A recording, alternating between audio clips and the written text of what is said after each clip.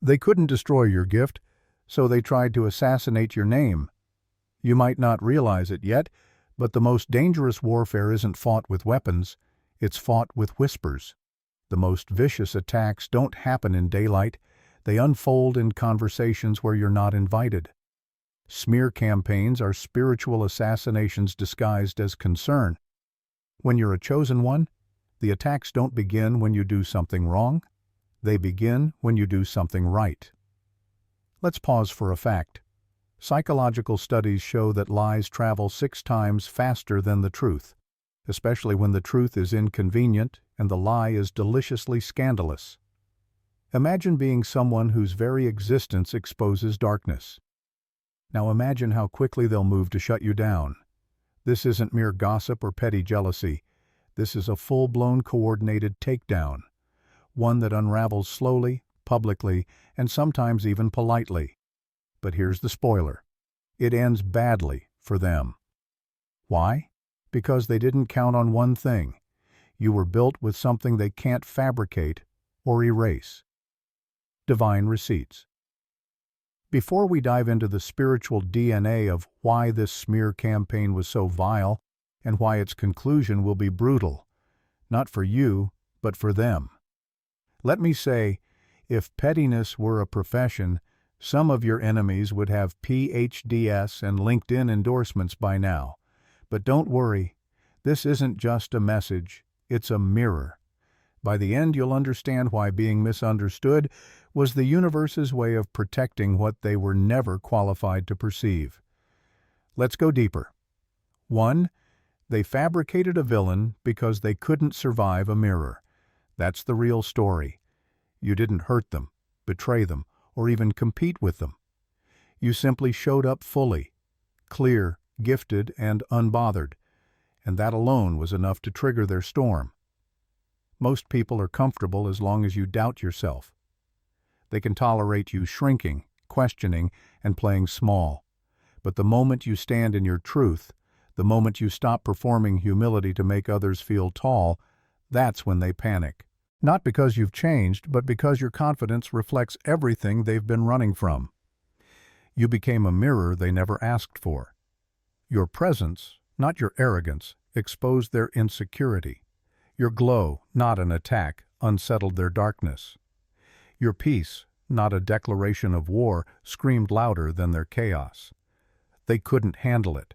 So instead of doing the hard internal work, instead of asking, why does this person's light make me uncomfortable? They took the easier route. They twisted you into a threat, a monster, a manipulator, a liar. That story felt safer than admitting they were never honest with themselves. They twisted your name, bent your motives, repackaged your kindness as control and your strength as ego. Not because it was true, but because it gave them something to hide behind. They needed others to see you through their manufactured fog, ensuring no one would notice their own shadows. The saddest part, many didn't even realize what they were doing. Some were so wounded, so deeply rooted in self-denial, that turning you into a villain felt like survival. Yet, even after all the lies, the dirty whispers, the cold stares, and the silent treatments, you're still here, still standing, still glowing. A mirror can be smashed, but it never forgets its reflection. And the truth, even when buried, has a way of rising with receipts. They didn't survive the mirror, but you didn't just survive the smear. You exposed everything they tried to hide without ever lifting a finger. They didn't want you silent. 2, they didn't want you silent. They wanted you erased. That's the part people miss. This wasn't about a disagreement or a falling out. It was strategic. This was a mission. You were never supposed to make it this far. Once you did, the goal became clear. Wipe you out in every way that matters. Quiet your voice, distort your name, kill your influence, and bury your identity under lies so thick that even you would question who you were. It was never just about silencing you. It was about ensuring there was nothing left of you to hear. They wanted to strip your credibility so no one would believe you. They wanted to twist your reputation so badly that even your truth would sound suspicious. They weren't satisfied with you stepping back. They needed you discredited, disconnected, and dismantled. Your presence disrupted too much. Your gift, your energy, your clarity. It didn't just shine. It exposed. It pulled back the curtain on their manipulation, their false sense of control, on the fragile empire they built on half-truths. People like that don't just want you gone. They want you invisible. This wasn't casual. It was deliberate. They fed people stories about you in doses, little digs here, suspicious comments there, all designed to slowly rot your image in the minds of others. And what makes it worse? They did it with a calm face, smiling, acting like they cared, like they were just concerned. But underneath was bitterness dressed as caution, jealousy wearing a mask of virtue. They knew your silence wasn't weakness, it was power. So they tried to provoke you, to make you snap, to react in a way they could weaponize. When you didn't take the bait, they lied louder. If they couldn't get you to ruin yourself, they'd ruin the version of you others saw. But what they didn't know is this: what's divinely assigned cannot be erased by human hands. They tried to delete you, but they only deleted their access to your grace. Now they'll have to live with the echo of the voice they tried to silence. 3. The smear wasn't just gossip. It was psychological warfare. It was calculated, intentional, and crafted to break you from the inside out. This wasn't some petty rumor that got out of hand. It was designed with precision. They knew exactly which narratives to spin, what parts of your story to twist, and who to plant the seeds with. The goal wasn't just to make others doubt you. The goal was to make you start doubting yourself, to make you question your own memory, your own motives, your own goodness. That's what makes this so dangerous. This was a mind game, not a misunderstanding. They didn't scream their lies, they whispered them. That's how smear campaigns work. They don't confront you openly, they move quietly in corners, in casual conversations, in just between us phone calls. They don't want truth. They want control. And control doesn't come from proving you wrong. It comes from making others unsure about you, about your character, about what really happened. This is how psychological warfare plays out. Not through punches, but through doubt. And the worst part is that some of the people who listened weren't even malicious. They were just easily influenced, easily swayed by the performance. Because yes, the ones running the smear campaign were acting polished, calm, sometimes even crying fake tears, playing victim to your supposed cruelty. But it was all part of the tactic. Confuse the narrative, create enough fog that people stop looking for the truth altogether. This was never just about turning people against you. It was about turning you against yourself, making you feel isolated, making you paranoid, making you carry the weight of a lie until you started walking like it was true. They knew that if they couldn't destroy your gift, they could try to destabilize your mind, but what they didn't count on was your clarity, your inner knowing, that quiet part of you that refused to let their noise become your identity. Yes, it was war. Yes, it hurt. But you didn't crumble. And that's what scares them now. You were supposed to fall apart. Instead, you figured it out. You healed. You remembered who you are. And now their entire strategy is collapsing under the weight of the truth they couldn't kill. The infection 4. They didn't just attack your name. They attempted to infect it. There's a difference between speaking against someone and strategically poisoning how others see them. What they did wasn't just about dragging your character. It was about turning your identity into something toxic. They didn't just want people to dislike you.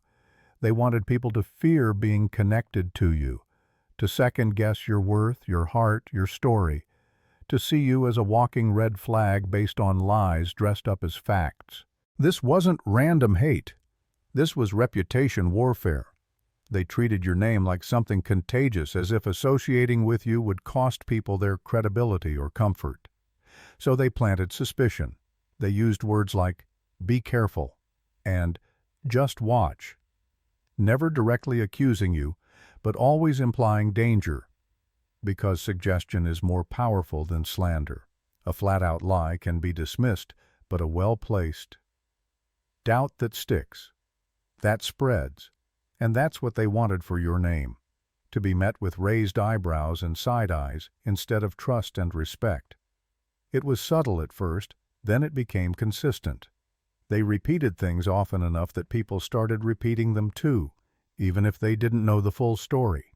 That's how infection works. Not everyone who passes it on knows they're spreading something dirty. Some thought they were protecting themselves. Others just wanted to be on the safe side. Before long, your name was walking into rooms before you did, wearing clothes you never picked out, speaking a language you never approved. They couldn't cancel you outright, so they tried to make your name unsafe, to turn it into something others avoided, questioned, or whispered about behind closed doors. In doing so, they hoped to separate you from your own power because they understood something. When your name carries weight, so does your influence. So, they tried to make your name heavy in the wrong way, not with honor but with fear. But here's what they failed to grasp. When your name is rooted in truth, it can't stay infected. The smear might linger, but truth is the ultimate immune system. Slowly but surely, the infection is clearing. Everyone is beginning to realize your name didn't carry poison. It carried prophecy. The threat 5. They turned your strength into a threat. Because it wasn't theirs, not because you were wrong, not because you hurt anyone, but because your presence made them feel powerless. You didn't play the role they assigned to you. You didn't stay in the box they built with their insecurities. And that made them nervous. You didn't bow when they expected submission. You didn't chase validation when they withheld approval. That's when they decided your strength wasn't admirable. It was dangerous. You walked in self-trust. You spoke with clarity. You didn't need applause to know you were right. And you didn't crumble when they gave you silence. That's what they couldn't stand. They expected you to flinch, to ask for permission. But when you moved confidently without their input, they had to explain it away. Not with truth, but with distortion. So they started painting your strength as pride. They called your independence rebellion. They called your peace fake. They said your focus was obsession. Your clarity exposed their confusion, and your self-control reminded them how little they had. They couldn't understand that your boundaries weren't an act of war. They were acts of healing. You didn't cut them off out of hate. You chose distance to protect your sanity. But instead of owning their role, they played the victim. You changed, they said. What they really meant was, you stopped needing me to define you. And in their world, that's betrayal. They wanted you to keep shrinking, to keep explaining yourself, to keep making space for their discomfort. But you stopped. You stood tall. And they took that personally. In their eyes, you weren't supposed to rise. Especially not without their help, their approval, or their blueprint. But the truth is, your strength was never a threat. It was a mirror. And people who haven't developed their own can't stand to be around someone who already has. So they twisted your power into poison, not because you were dangerous, but because they were too insecure to grow. And now they sit on the sidelines, still trying to control the narrative. But your life keeps proving the truth they can't silence. You were never arrogant. You were just unshakably whole. The pattern 6. This wasn't personal to them. It was ritual. That's what makes it more disturbing. You weren't the exception. You were just next in line. These people have a pattern, a playbook, a cycle.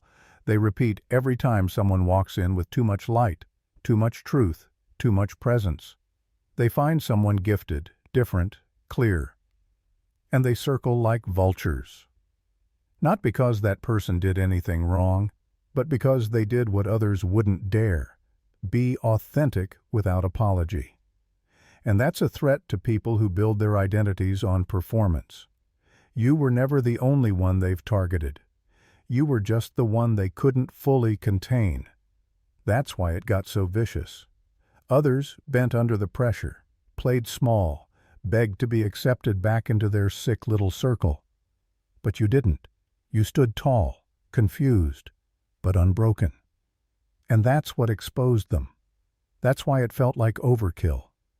It wasn't just that they didn't like you, it's that they needed to destroy you publicly, to make an example out of you, to warn others what happens when someone refuses to bow to their system.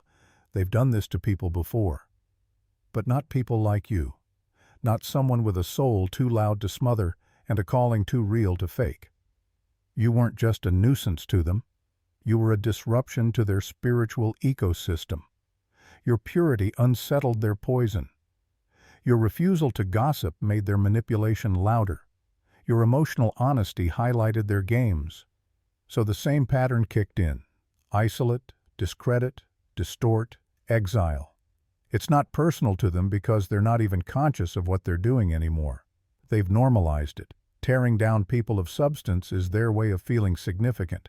It's a ritual that makes them feel in control of the chaos they refuse to face in themselves. But this time, they miscalculated. They picked someone divine, someone spiritually armed, someone not only able to survive, but to expose the cycle itself. And now, the pattern is cracking. Because this time, the scapegoat isn't fading quietly, you're rising. And the same ritual they've repeated for years is finally coming undone in full view. The sacred didn't die.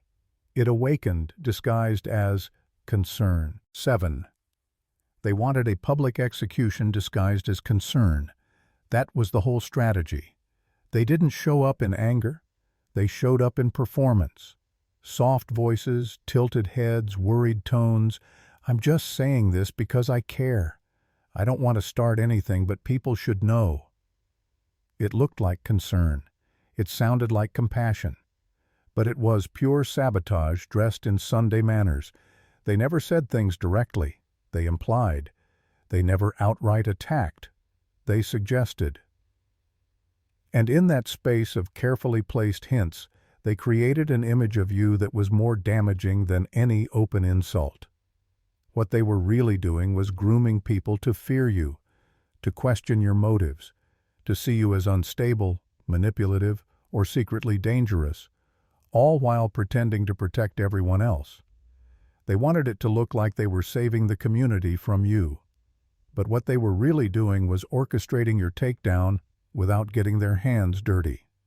No blood on the sword, but plenty of fingerprints on the handle. It was rehearsed, calculated. The more you tried to defend yourself, the guiltier you looked. That was part of the trap. They created the fire, then stood off to the side, yelling, "See? They're burning," hoping no one would realize they were the ones holding the matches. This wasn't honesty. This wasn't accountability. This was character assassination hidden behind fake virtue. And the scariest part? Some people bought it. Because the delivery was smooth. Because the poison was wrapped in kindness. And because many would rather believe a lie with a soft tone than a truth spoken with fire. You weren't just attacked. You were framed. Every move you made to clarify yourself got twisted into further evidence against you. That's how these kinds of campaigns work. They want you destroyed, but they want it to look like you did it to yourself. That way they get to play innocent while watching you bleed, but what they didn't expect was for you to survive the scene. You didn't die in their narrative. You outlived it. And now the same mask of concern they wore is cracking, and underneath it is envy, manipulation, and fear of the power they tried so hard to erase. 8. The lies they told about you were projections they couldn't own. The lies they told about you were never really about you. They were projections, messy reflections of their own unhealed wounds dressed up as accusations.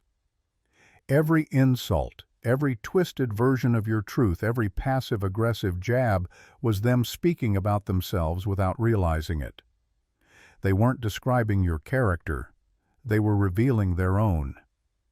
Instead of looking inward and dealing with their baggage, they dumped it on you and called it discernment. They didn't just lie to others, they lied to themselves first. And those lies had to land somewhere, so they picked you. You became the perfect canvas. You had light, presence, clarity, but rather than honor that, they smeared it.